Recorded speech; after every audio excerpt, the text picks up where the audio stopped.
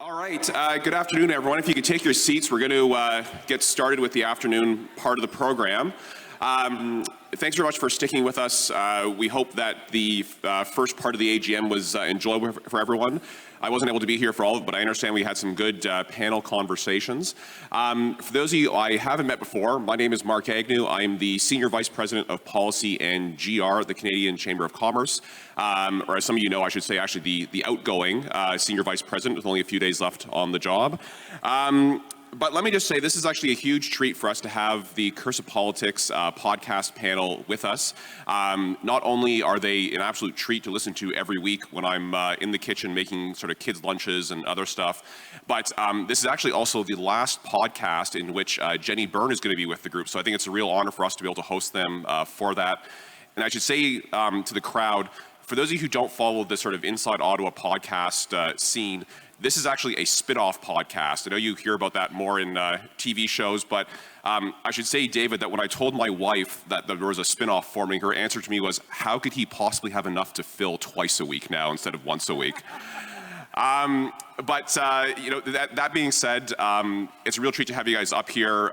This is going to be a good opportunity to talk about some of the stuff that's going on inside the Ottawa bubble that you can all take back to your members afterwards. After David has a bit of a session with Jenny and Scott, they're actually then going to go to audience Q&A. So there's floor mics, and please go up there after the Hey You segment, and David will call on folks in the sort of order in which they roughly appear on the floor. So with that, David, Scott, Jenny, it's a pleasure to meet you. Thanks for being here, and over to you. Hey, thanks very much. Thank you. Thank you very much. Well, welcome all you accursed. Thanks for being here at this special session for this special recording of the Curse of Politics podcast. I'm David Hurley. With me, as always, is Scott Reed, one of the wittiest people from the rural area around Belleville that I've ever met. There's a fella in Sterling's pretty quite a cut up, plays the guitar and stuff. And as a special treat, for the first time in 8 months talking federal politics with us, and sadly for the last time in a while, Jenny Byrne is with us. I'm so glad to be back. It was so awesome to have you back, Jenny. Thank you very much. And it just seems obvious to start off, since you left us to run Pierre Poilievre's leadership campaign. And that seemed to go really well. Yeah, we were pretty pleased. Yeah, it seemed to go really well. As I like to say, it's the second best leadership campaign in Canadian history. But it was a huge smashing win. Can you tell us what were the most important elements of why it was so successful as a campaign? What went really well? Well, it starts with having a candidate who has a tremendous grasp of policy. He has a tremendous grasp in terms of what the Conservative Party membership was looking for, as well as people who had not been involved. We, of course, sold close to 312,000 memberships in the leadership race, and Pierre had a following before the leadership race that had amassed that were almost, I would say, 95% had never been members of a political party. If they'd ever voted before, they probably actually hadn't voted for us. So I think the start is a candidate who is not just popular with the current Conservative Party membership, but also, or any party membership, but also has a following on their own to bring. And then, of course, it is the bread and butter, as you guys would know. It is assembling a very good, dedicated team that is usually very small in a leadership race. The people that are paid are usually the junior people. It's a lean organization. And for us, because the events became so big, so early on in our first Southwestern Ontario swing, there was one day between London and Kitchener and Windsor that we had over 3,000 people out in one day, and so and everybody wanted to get a picture with Pierre. So for us, in terms of tactical, and I think it's been reported in the media, from a tactical point of view, the membership lines became extremely vital for us in terms of selling memberships and speaking to people there. How important were MPs? How important was caucus? When we did it with Paul, caucus was critical. And they were a big source of membership sales, and they were a big source of your general strength of the party. Does it still work that way? Caucus Yeah, speak for yeah, everyone? and it's a bit different because you guys had a delegated convention, right? As Yeah. opposed to like kind of a Yeah. one member, one vote weighted system. So it was important. Of course, the party had been it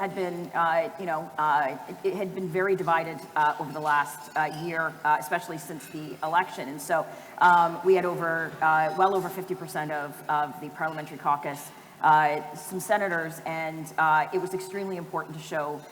For a show of unity in terms of the caucus members that were behind Pierre. And of course, there were some caucus members that did a lot of heavy lifting in terms of events and actually did shadow events themselves. Andrew Scheer, Corey Tucker, Carrie Lynn Finley. And I know I'm missing some, so I'm not trying to dismiss, but there are people that went above and beyond, and it was fantastic to work with caucus during the leadership race. Yeah. You know, Scott, when I watched that campaign, one of the things I was thinking about was I don't think I've ever seen any leadership campaign. Good one. Sorry, it's my teeth. They're full of jewels. It's precious metals. When I looked at the crowds at the rallies, I said to myself, I've not seen a leadership campaign that has engaged as many people outside of the core membership of the party as this one did. What were you thinking when you watched those crowds?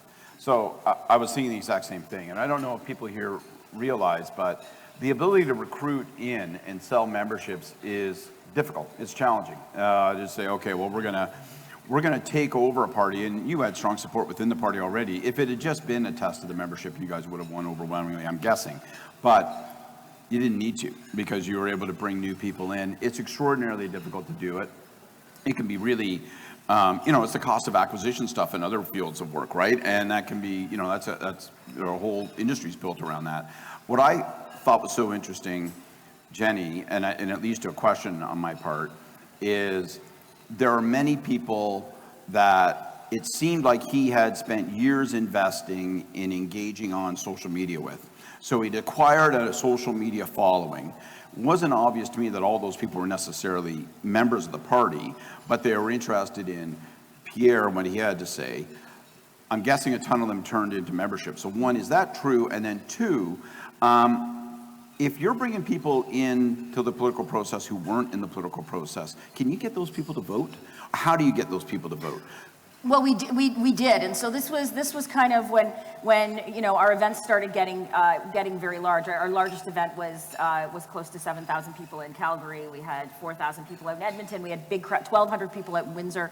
I know. If I could just interject, and just say to the crowd, just for context purposes, those would be really big crowds for a leader in an election campaign to draw. They're unheard of crowds for a candidate in a leadership campaign to draw. And even I would say, except for maybe in some of those places, Trudeau in 2015, we haven't seen crowds like that in a very, very long time in terms of general election campaigns. Shortly after Chrétien gunned Paul, I know that's still a controversial characterization, but when he was finance minister, it goes down. Paul's no longer finance minister. He looks like he's going to be the putative next, leader and prime minister.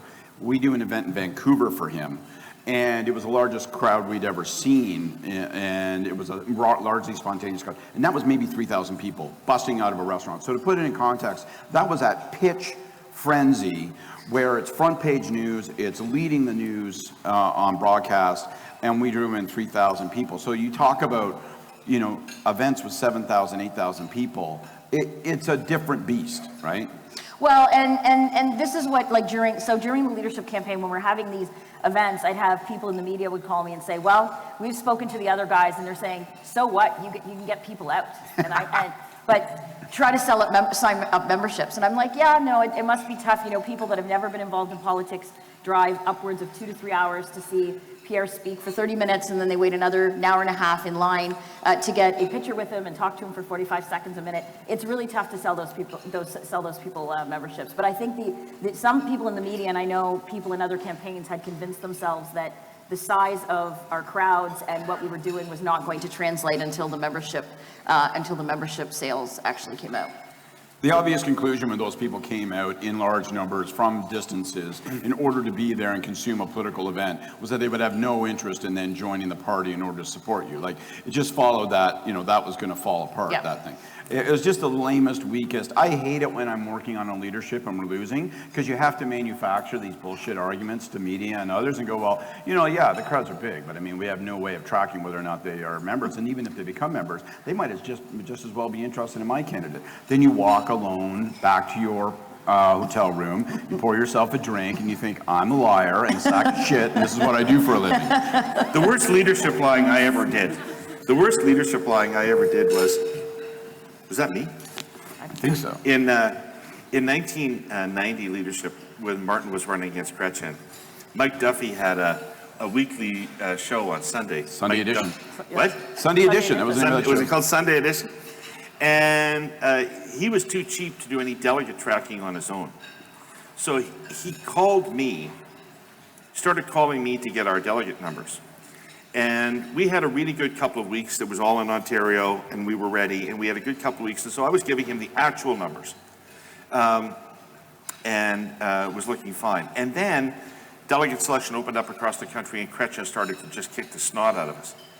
And so I started to massage what I would report to Mike as the numbers. And he would repeat these things verbatim as if they were the gospel truth, CTV's delegate tracking stuff. But week by week, it was getting further and further and further off the mark.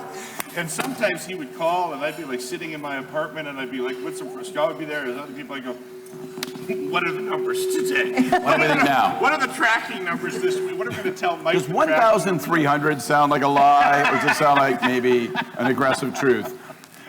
Anyway, Jenny, to your big crowds, some people look at those things and say, oh, Christ, they're oppressed. Other people look at it with a little bit of alarm.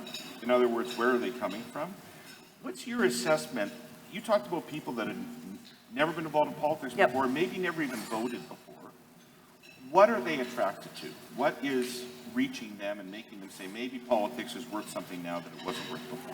Well, listen, I think that I think this will be a fundamental problem for the Liberals if they do not see that there are a lot of people out there that over the last 2 years, for different reasons, have fallen on hard times. I think the three of us on stage during COVID are blessed that our lifestyles didn't change, at least economically. I was.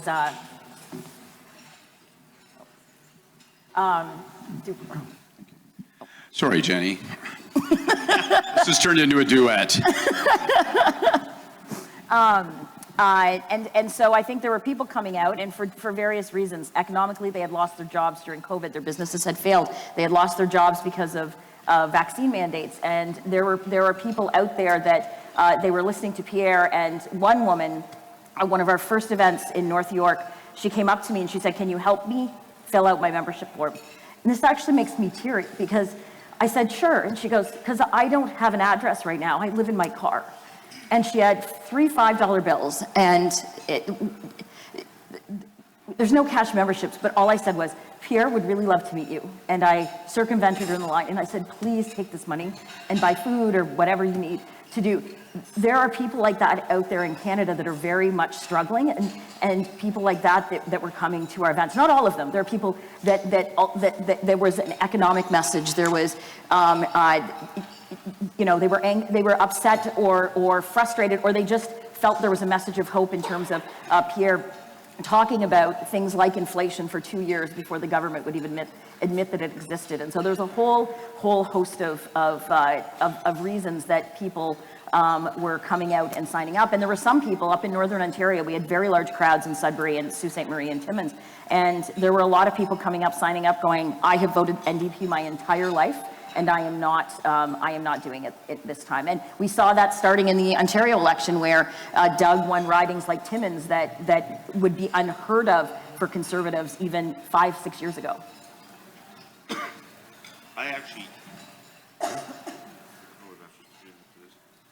Scott, I actually get New Democrats I don't think it's on. We could pass this mic around.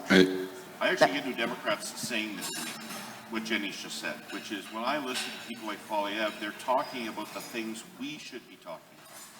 They are on the issues we should be on. Maybe not from the same perspective, maybe with a different set of solutions. But We need to be talking about class issues, economic issues. We need to be talking about opportunity. How is it that The mic's not working. how is it that my mic has never worked? Wow. Okay. Repeat myself. How is it that the other parties have left this territory to Conservatives? I'll need the mic back, otherwise people won't be able to hear all the witty, intelligent things I have to say. I think this is a different question depending upon whether you're the NDP or you're the Liberals. And I say that because for the New Democrats, you're still in opposition and you have license and freedom to go 80-20, 80% being the problem, 20% being some suggestions that you would do differently. Whereas for the Liberals, whenever you're the incumbent government, it's a much more difficult challenge. And I mean, this speaks to, you know, what folks in this room are preoccupied with, because when you go through a time of economic turmoil, for an incumbent government, you've got a monster headache. If you try to ignore the problem because you don't want to talk up the problem, then you will certainly fall victim to looking like you don't get it. People are feeling this hardship. People are living in their car, they got only $3, $5 bills in their wallet. And if they look and they see their prime minister, their finance minister not speaking about those issues, not recognizing that reality, well then they say, well, those damn people don't recognize me, they don't deserve my vote, they're not working for me. But when you're in government, when you're in those cloistered boardrooms downtown, people say, well, we can't be saying that the economy is failing, because then that means that we are failing. And therefore we have to talk about a broader agenda. And you see government struggle in situations like this. You saw the Mulroney government struggle in 1991. You're seeing the government right now struggle with it. I think it's very tricky, but my answer is always the same, and people sometimes condemn me for it. I think you've got to start with where people are, not with where you are. So you as a government may think, I've got a wonderful 13-point plan, and childcare is the economic remedy to all that ails us. But that's not what people are feeling and thinking. So you've got to start with where people are. Why haven't they? I don't know. I think it's partly incumbentitis. I think there are cultural differences between the parties. I think the Liberal Party has permitted itself to become very much a party of the professional class, and that's going to have to make, they're going to have to make that shift fast. They're going to have to get real working class fast if they want to talk in a way that resonates with a majority of voters. And I think they're going to have to acknowledge that things aren't working, even as they express the opinion that, what's that? The upper middle class and those working. The upper middle class and those working not as hard to join it, right? So I think there's all sorts of situational and also, you know, sort of cultural issues within the party, and it's I think it's a fundamental correction the Liberal Party has to make, and I don't see a lot of indication that they're making that adjustment. I think they're looking at the deal with the NDP and saying, you know what, we got the right plan. Let's hope that this pact with the NDP keeps us in power until economic times are better, and then we'll be campaigning in a time of upswing rather than a period of down as we are now. And I think that's a shady strategy, because that basically just surrenders you to fate. Well, that's governing on with a hope and a prayer and no plan. Like, part of being a responsible government, part of being a responsible prime minister is to actually think more than one day ahead. And this is a government now that is looking, it's seemingly to just get through the day, or get through one day, get through 1 week, because there's no planning. The Parliamentary Budget Officer put out a report yesterday in terms of the debt, and they said there is no way that Canada's debt is going to be, deficit is going to be decreased by 90% by 2027. And oh, by the way, the servicing on the national debt by 2027 is going to be $46 billion. So there have to be decisions made today, because by the logic that that he wants, that this government wants to deal with the NDP to last till 2025, I don't disagree with you on that. I disagree with the fact that if they think that they're just going to close their eyes and the economy is going to get better, it is absolutely not going to, based on the decisions that they are making today. To be fair, we should also probably add one thing, which I snottily sound like I'm skipping over. They think they're right? Like, you know, I mean, like, I don't want to Like, the government thinks they are right. They think their program is correct. And, Jenny and I may disagree on what elements of it are correct. But there's also that, which is that you sit in these rooms, and I've been in them when you work for the Prime Minister and you move from Langevin building over to the Finance building and, the House of Commons, and, you're telling yourself, that it's working and that you're correct and that you don't want to blink. And that's how you walk into walls. Right. Jenny, I've got one, before we leave the leadership, I got one technical question for you. So the leadership win was not an end point for you, it was a midpoint in what you're building to win a general election campaign. The 300,000 new memberships you sold, what do you do with those people after you've sold memberships to them? How do you bring them in and keep them part of it? Like, how are you communicating with them? How are you integrating them so that they become part of a big movement?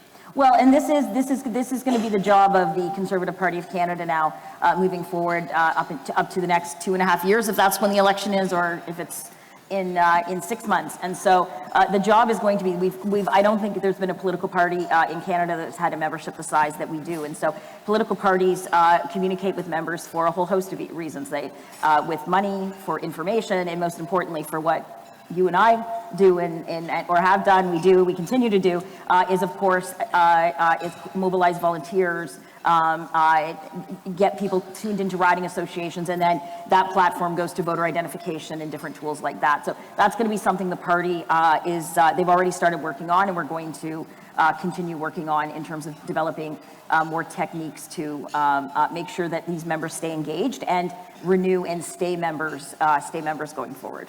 All right. Okay, so let's set up the next election campaign, and I'll just start with some observations.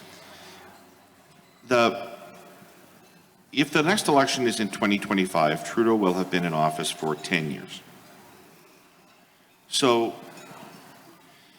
no prime minister since Mackenzie King has extended their tenure consecutively past 10 years. So for 100 years now, in Canada, you either lose after 10 years or you leave after 10 years. One of those two things happens. And when you leave, your party may still lose, Turner, Campbell. There are some examples where it's been successful. I've been lucky enough to be involved in two, Martin and Wynne. There aren't a lot of, but at the federal level, there's really only Martin and Trudeau as examples of even extending the government. So all of which is to say is the Conservatives and Pierre Poilievre are the odds-on favorite to win the next election. And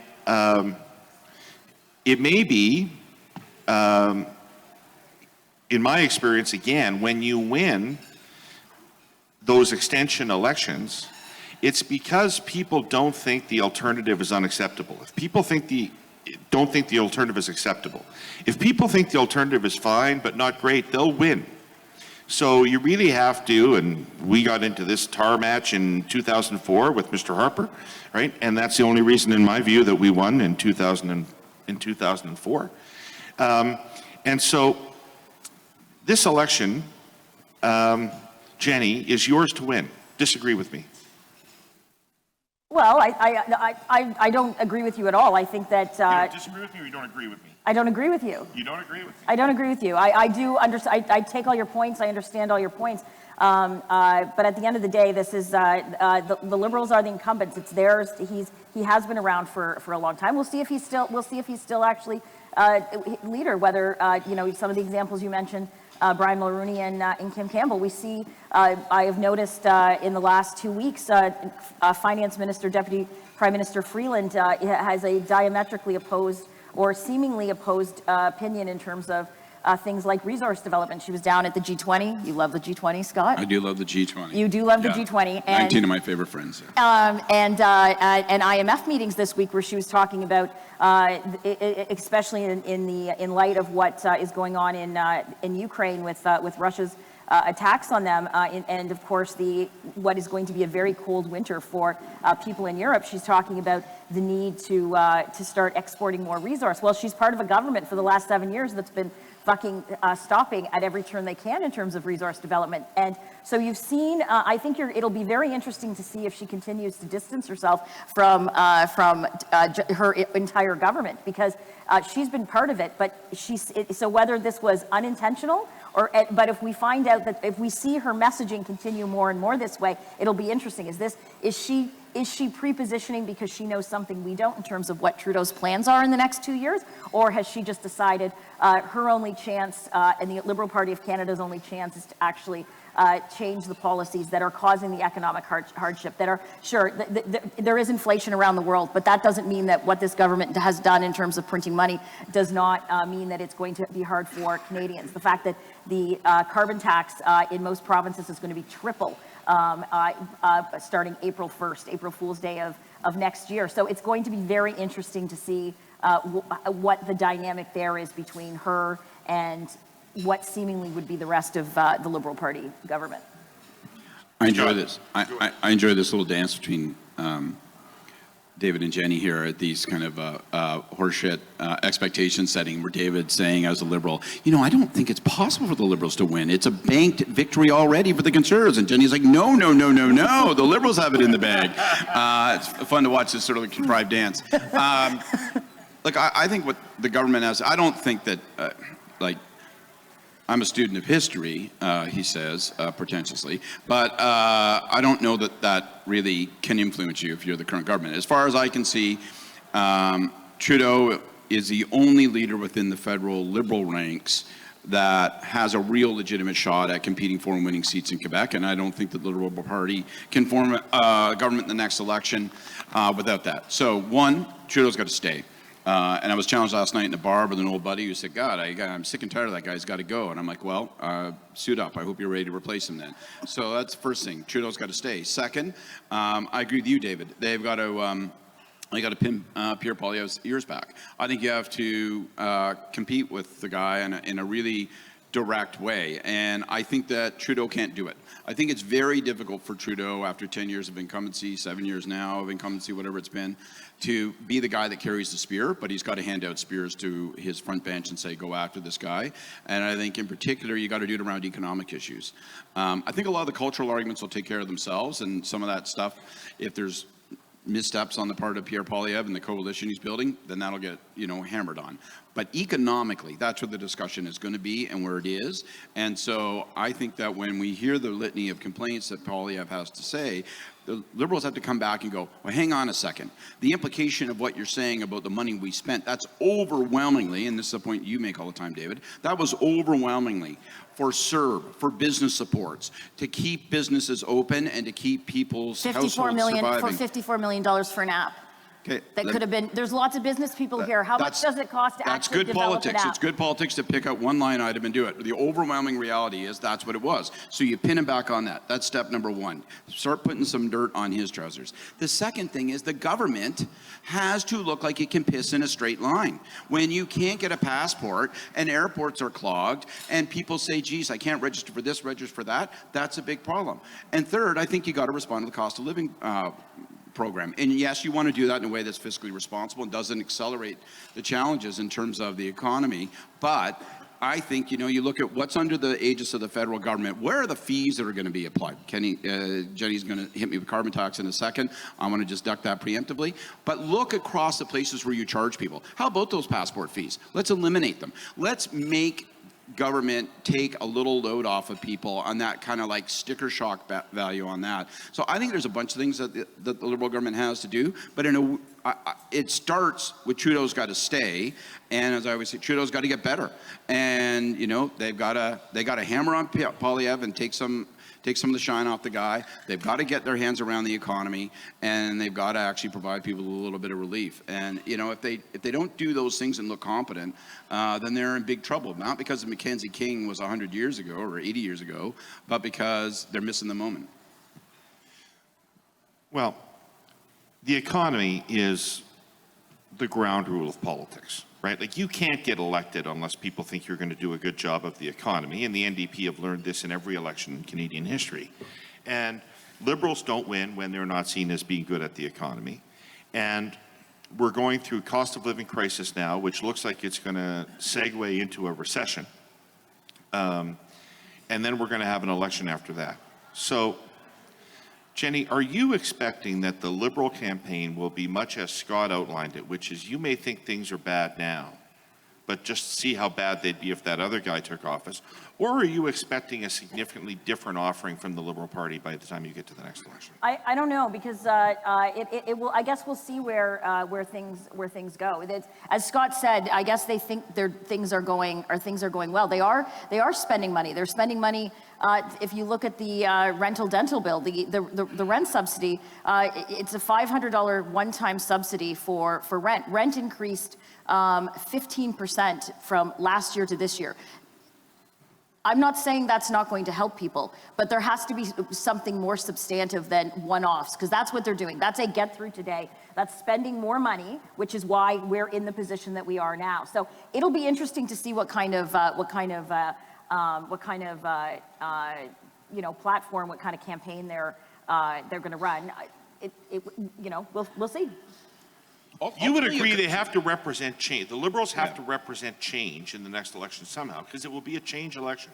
So they either they have to say that the change that's on offer is so terrible you can't choose it, even though you want change, or they have to say we are changed. No? Yeah, I don't think it's an either or. I think they have to do both. I don't think they have the luxury of doing either or. And when I talk about pinning Pierre back on economic issues, that's not because I'm arguing that the Liberal prescription going forward should be, look at how bad this guy would have been going backward. I don't think that will succeed. I think you just need to tarnish Pierre Poilievre because he's looking good and looking strong, and he's at 36% and 38%, whatever it is in the polls. So you have no choice but to whack away at the guy in front of you. But ultimately, change, I guess, ultimately it seems to me if they can do that, they have to demonstrate that they have a better program and plan. And it's going to have to be around economic issues. And two or three things will, there have been arguments in economic times around deficits, and it's become a test. The test of whether or not you had the correct plan was a fiscal test. Other times it's been around growth. I'm not sure it's crystal clear just yet, and also because we're in a transition, maybe not, in a transition from a cost of living crisis to a recession. What will the test be? Is it going to be, do you have a jobs plan? Because we'll have been in the grips of a recession for some time. Or will we be, God help us, will we be in stagflation? Will we have, unemployment will be biting, plus we'll have high inflation still. So I think what's the economic fight going to be between, say, the Liberals and the Conservatives? I think if you're in government, you want to start thinking about that now and make sure you try to orchestrate it, because it's not obvious to me that the right ground for either the Conservatives or the Liberals is to argue about fiscal expenditures.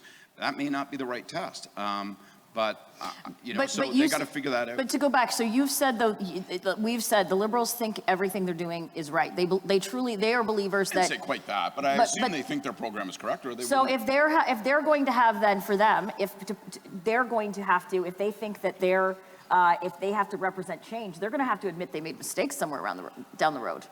Well, no, you can always say that circumstances have changed dramatically. My God, there was no recession. There was no 8% or 6.6% core inflation in the United States. We got to move and make changes. Like, I fully assume that Chrystia Freeland is, right now, Chrystia Freeland thinks and claims that she's a fiscal hawk. Because she's holding the line against internal pressures to spend more to do cost of living relief. I assume not all that will change. I assume that when we get into the new year and we're into a place where we moved into Q1, Q2 of 2023 and we're clearly in recession and it starts hitting jobs, I assume then the government will have to spend. And then there will be an argument around that. That could be a trap for the Conservatives if you guys just say, well, don't do that. But these things are going to develop, and that's where I say, I think the interesting thing is going to be, what is the economic test that people will use to measure how they favor one party over the other in the coming campaign?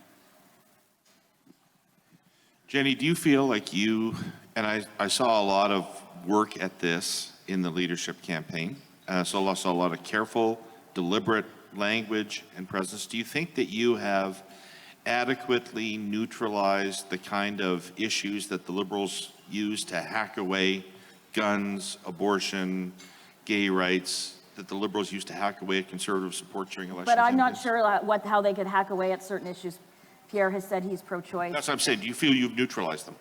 Well, I don't see how they're issues. Like, what are they going to come out and say?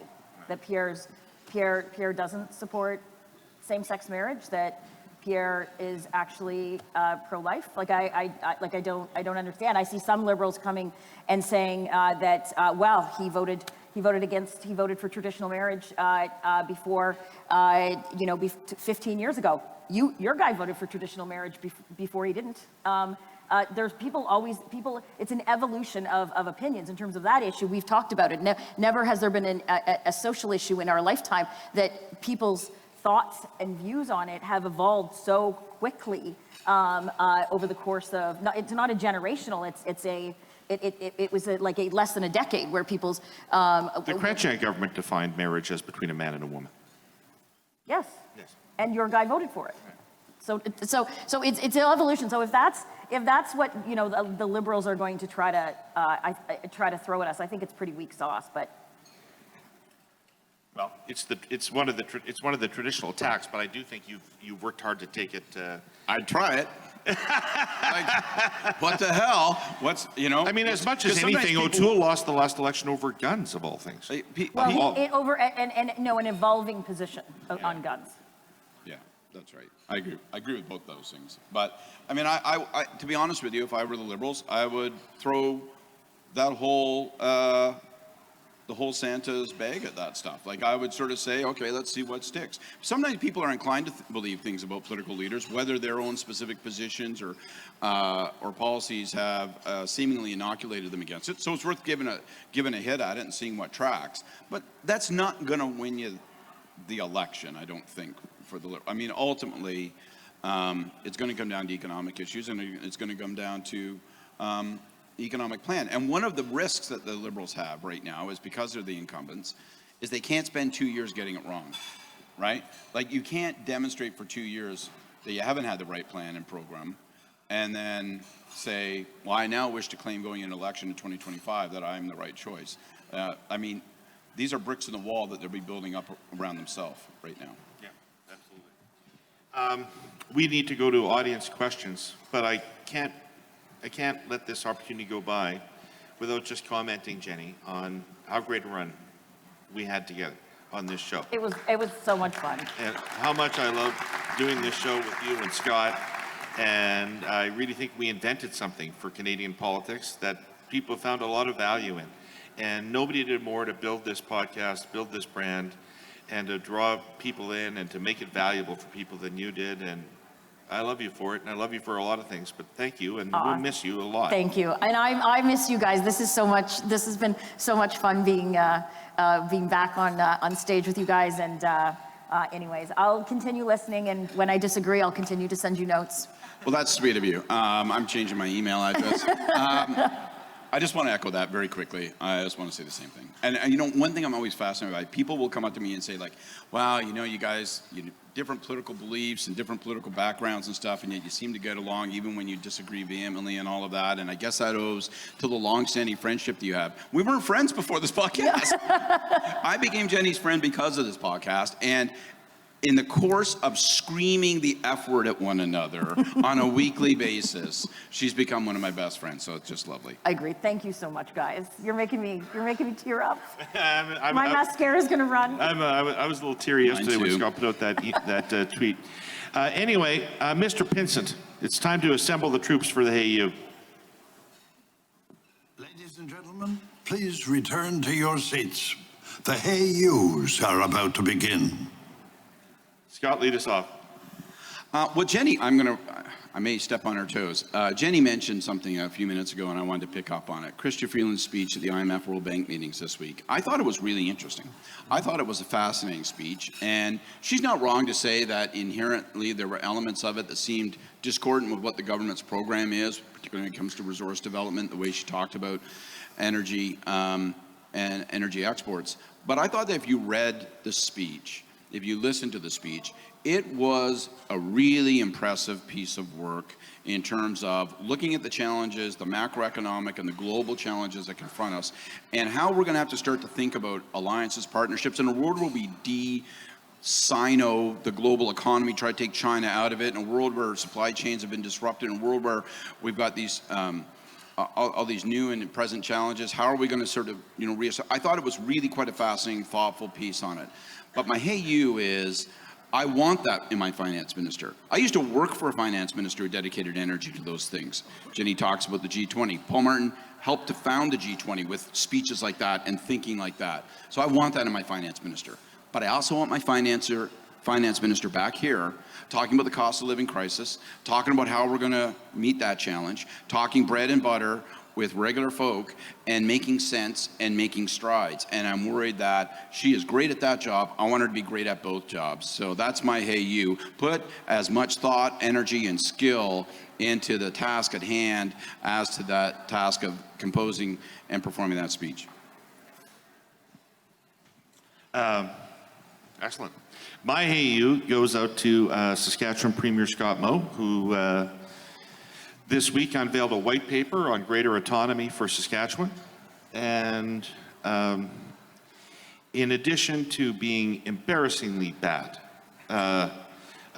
poorly written, somebody with no sense of grammar or vocabulary who wrote it, in addition to being laughably bad in its economics, so that every economist has looked at it and said it's derisory in the calculations it makes about the cost of Confederation to Saskatchewan.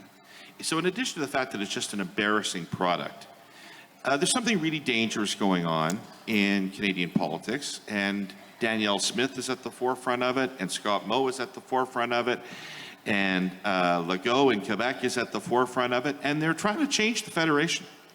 They're trying to change the Federation, and we're all focused on other stuff, what's happening in the United States or what's happening with the economy here in Canada, but there's something going on here at the provincial level that is trying to change the structure of our Federation. And we've had these fights in the past before, and I just want people to know what Scott Moe is up to out there. He's not doing it in a very agile, nimble, or intelligent way, but he's up to no good, and keep an eye on him. Jenny, the last hey you goes to you. Well, listen, my hey you is to you guys. This podcast has been, the hurly-burly before it and the curse of politics after have been one of the most enjoyable things I have done over the last 3 years it is now. And so I just want to thank you. I'm going to miss you guys, although we'll still obviously stay in touch, not on our weekly basis. But David, you've done such an amazing thing. The hurly-burly, the through the looking glass that you did, the curse of politics. I'm very proud of you. Proud you're my friend, and you're going to have fun with Jordan and Corey moving forward. Thank you. I guess I have to take part. I'm a small town Protestant. I don't like to hug. All right. Who's got questions? Comments? This one?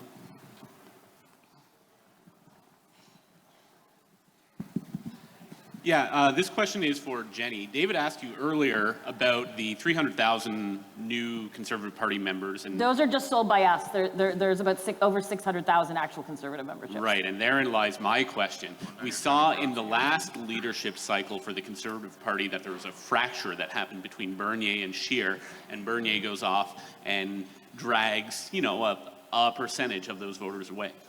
What is the Conservative Party of Canada's strategy on retaining the breadth of all those new members, the 600,000 you referenced? Thank you. Well, that's, as I said, without going into painstaking detail, and that's, of course, something that the Conservative Party is looking at now. I can't speak to kind of the fracture between Max and Andrew while he was leader. Usually if there's fractures, is the light guy okay back there? I feel like he's like doing an SOS signal. Are you going down? Sort of lifeboat.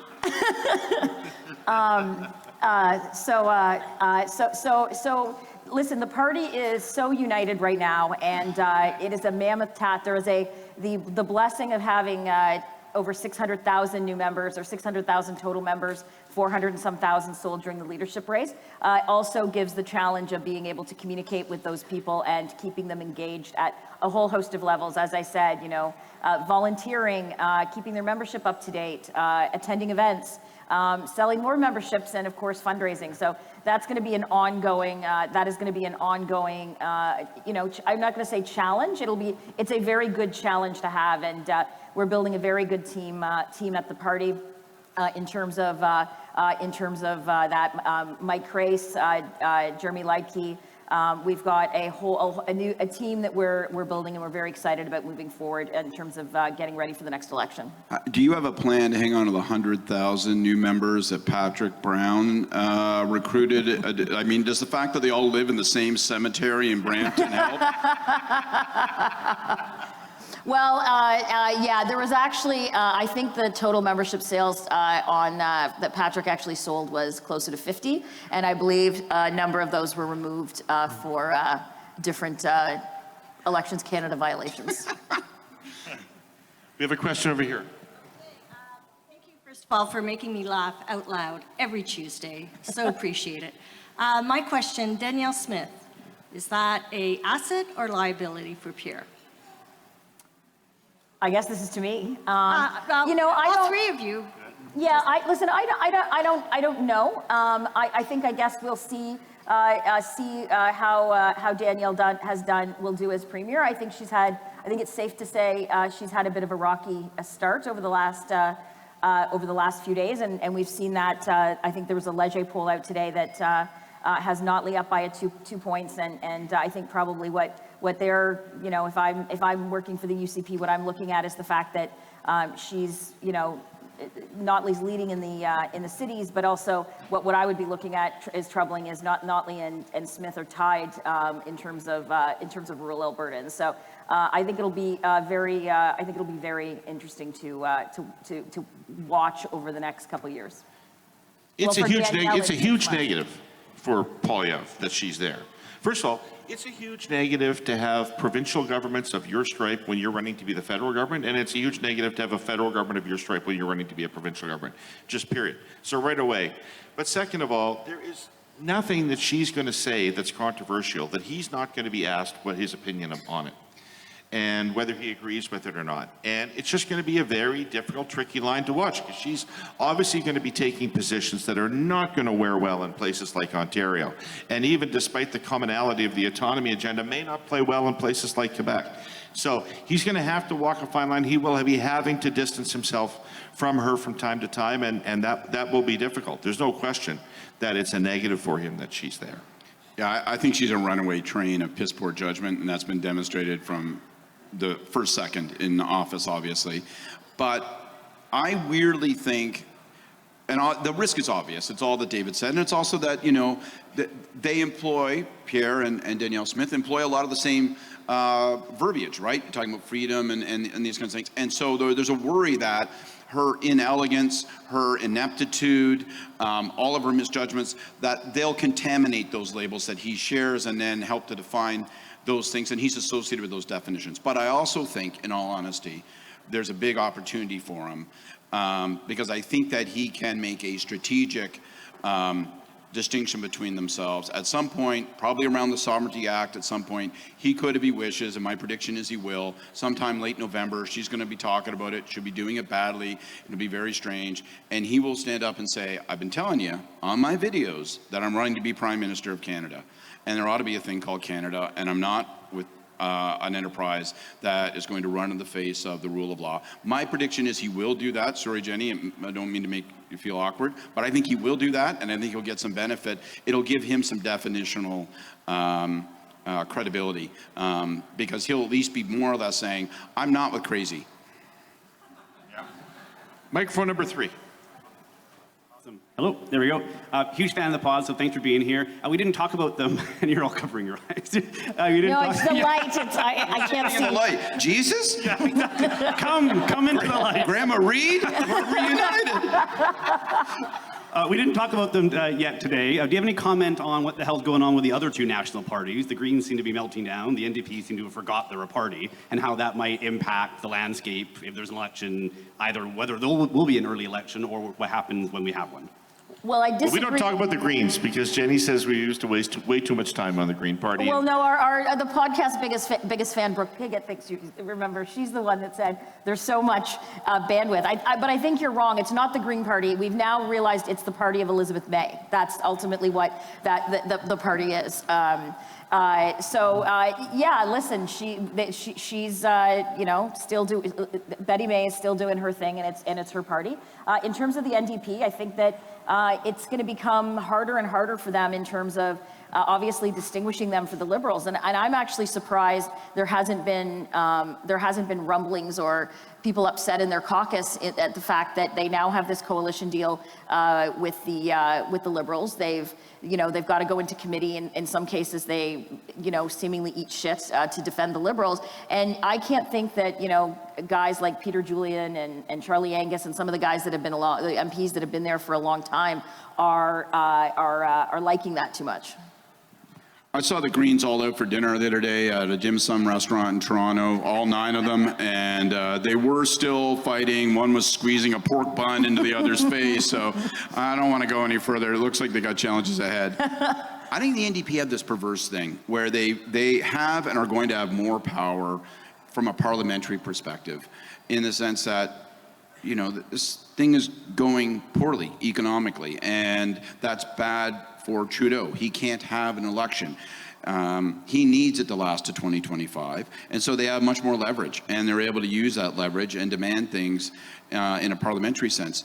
But it's not obvious to me that that translates into electoral advantage in the next campaign, and I think that's the real challenge for the NDP. They tell themselves that Jack Layton showed them how to do it with us in 2004, 2005. I believe that analysis is incorrect. I don't think that the breakthrough you had in 2011 in Quebec had sweet fuck all, excuse my language, to do with what happened in that minority parliament with us. And I think the unlocking of parliamentary power in a minority to electoral advantage in a coming campaign it's still an unsolved mystery. The NDP, as a Liberal, the NDP scare me right now, I'll tell you, because the current polling is showing the Conservatives in mid to high 30s, the Liberals 30, 31, 29 sometimes, NDP are in the 20 to 21 range. The Liberal Party exists to win elections. And lots of people vote Liberal and help Liberals win elections, who ideally would prefer something else, but put some water in their wine in order to get that government, or to avoid a different government, or a number of different things. You've known for many years, Scott, that my theory is the Liberal vote has to be at a certain level to hold that together. And if you start seeing numbers that are 27 beside the Liberals and 21, 22, 23 beside the NDP, you'll start to see a run on the Liberal vote. If people start to think the Liberals can't win, can't beat Poilievre, then we're going to see a run on the Liberal vote. I have not sure that Singh, despite being quite popular, I'm not sure he's going to be able to take advantage of this, because he's not able to talk about the economy and people struggling economically in a way that he can talk about other issues compellingly. And the NDP often get their campaigns wrong, so maybe they don't take advantage of this. But I think this Liberal government, going into 2 or 3 years of bad economic time, could really get ripped apart from both sides. I'm really worried about that. It's one of the other reasons I think it's such an important point, because the bank could fail, and that's a really scary thing. And it's one of the reasons, it's a sidebar reason, that I think the Liberals should spend a lot of time hammering the shit out of Pierre Poilievre. Because by virtue of news reportage, by virtue of the public discussion, by virtue of osmosis, it says to people, this is the scrap. And it leaves less room for the NDP. And I'd be trying to constantly reinforce, and thinking of it as a war, not a battle, reinforce that this is a clash of perspectives, as opposed to allowing it to be a numeric assessed contest of 3, because those numbers might not work for you. Microphone number 1. On that same conversation, a fiscal question. So if you were to look out 2 election terms, and you look at what's happening in the UK gilt, rising yield rates here, how can a government address some of these fiscal challenges they're going to have to service the debt that's been created? And how do you think that'll impact the body politic and maybe the future of the economy? You know, looking out, we can probably survive a couple of terms, but what happens 10 years out? And how do parties react to that? Well, there isn't a lot of politics in debt and deficit, to be honest. I think that Scott and I may have been active at the only time in which those things were really vote-determining issues for a lot of people. People generally think deficits are bad, debt is bad, and they want to know that the government is managing that in a way, but they don't really have strict guidelines about that. In my experience, you can tell them you've got a 5-year path back to balance or a 10-year path back to balance, and most people won't care very much about that one way or another, and people are always more concerned about their own balance sheets than they are about the government's balance sheet. When you get in trouble, if you're on the left side of the spectrum on debts and deficits, and when people think you're cavalier about it, when people think you don't care, you're not even, you're not trying to manage it anymore, people won't tolerate that. So I mean, I personally would be quite surprised if debt and deficit were an issue in the next election that was galvanizing voter support on either side. You know, the one time that it became an issue in Canadian politics that was really a vote-determining issue, the one time Canadians galvanized around this, it wasn't because Scott and I were clever communicators or because Paul Martin was a wizard. It was because people had concluded, for the first and so far only time in Canadian history, that that deficit that we had in the 90s was the cause of our economic weakness, not the result of our economic weakness.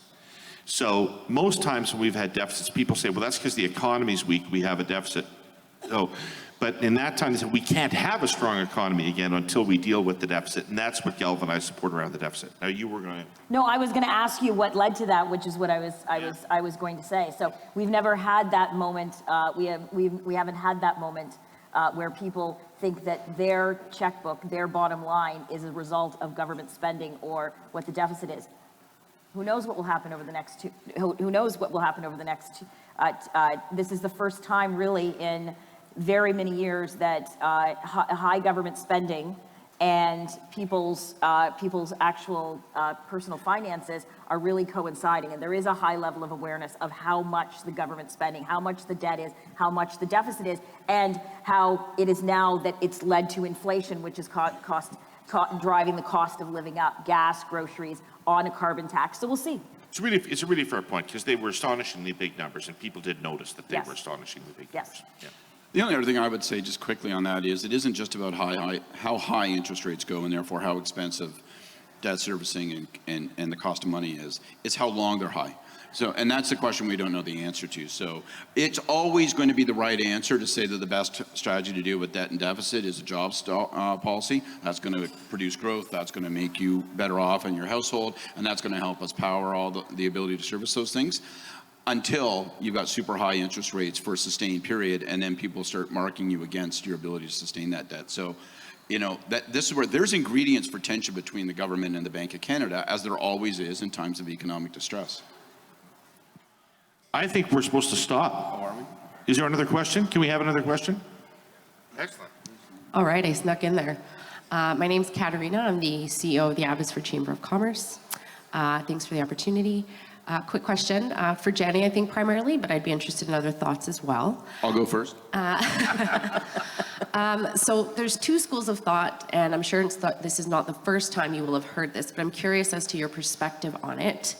Some say that the key for the Conservative Party and the new leader to win the general is to, quote unquote, try to attract more of the middle versus, I guess, how you would be campaigning towards your party membership. Other schools of thought say, well, that's not necessarily true. I mean, Erin O'Toole's campaign was, I think, focused a little bit more on sort of attracting the quote-unquote middle with various policies, and that didn't necessarily work.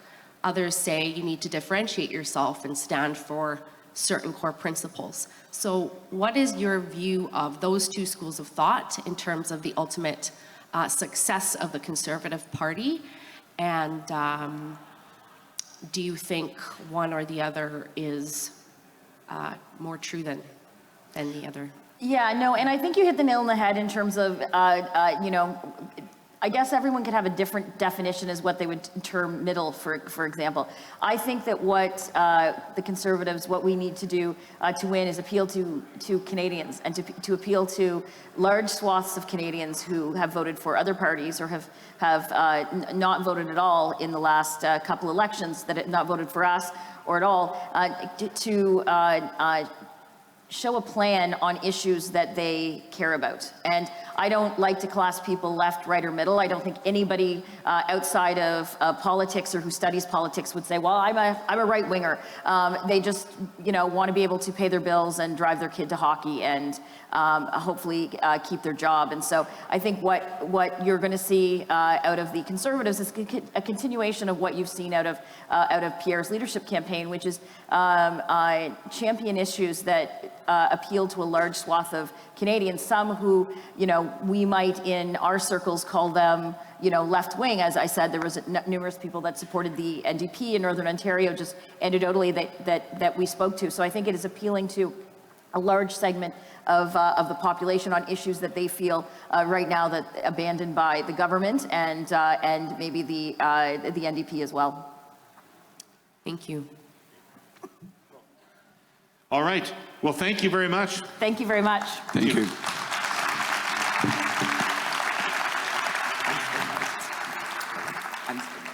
Well, David, Scott, Jenny, let me just say on behalf of the Chamber, thank you very much for that delightful presentation. And on behalf of all the fans of the pod that are in the room, Jenny, we wish you all the best in what comes next. And so maybe we give them one more round of applause before they go off the stage.